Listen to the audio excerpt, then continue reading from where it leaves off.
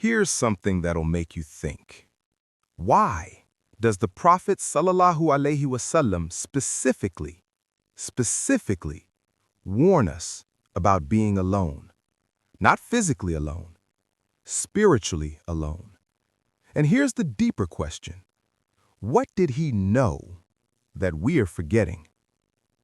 Look, you've probably heard the hadith. Stick with the community because Shaytan is with the one who is alone.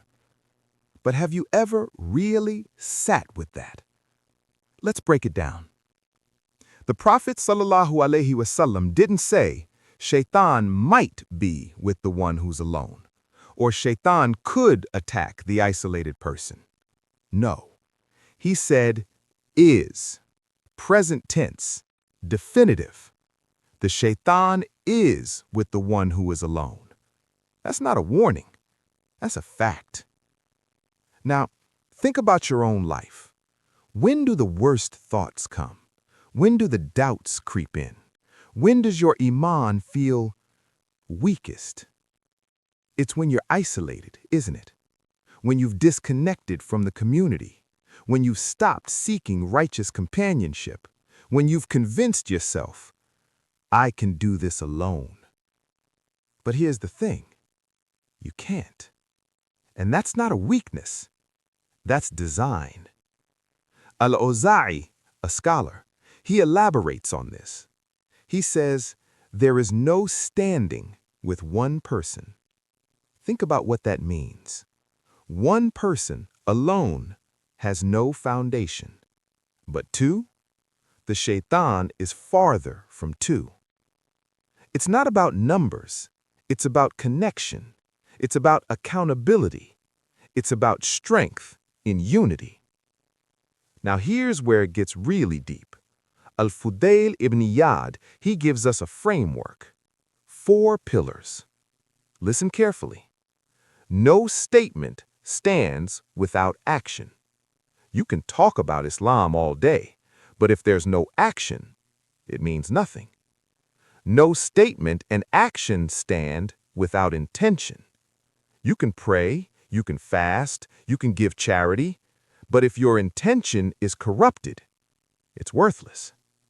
And none of this stands without following the Sunnah. 4 pillars: statement, action, intention, Sunnah.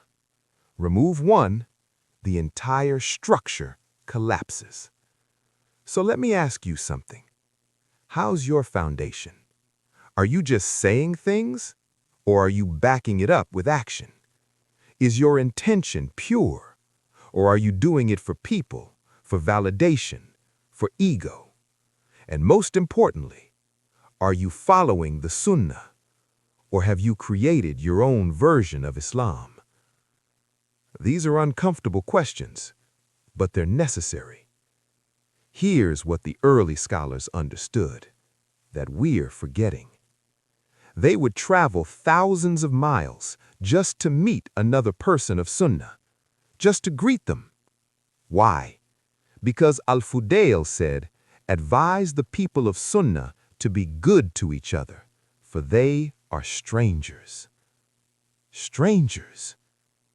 In a world full of Muslims, the people truly following the Sunnah are strangers.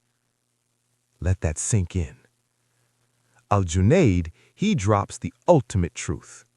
All paths to Allah are closed. All of them. Every single path you think might work, closed. Except for the one who follows the footsteps of the Messenger, sallallahu alaihi wasallam. One path. One. Not your feelings, not your cultural Islam, not what's trending, not what's comfortable. The Sunnah. That's it. That's the only door that remains open. So here's what I want you to do. Right now, evaluate your circle. Who are you surrounding yourself with? Are they pulling you closer to the Sunnah, or are they making you comfortable in your deviation? Because here's the reality. If you're alone in this, spiritually isolated, Shaytan isn't just near you. According to the Prophet sallallahu alaihi wasallam, he's with you. Look, this isn't meant to scare you. It's meant to wake you up.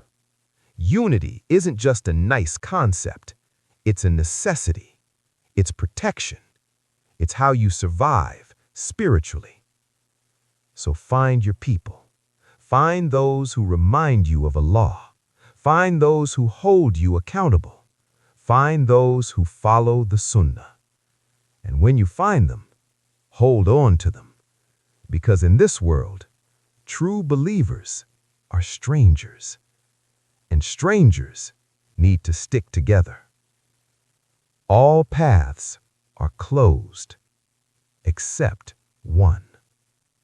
Make sure you're on it. Assalamu alaikum.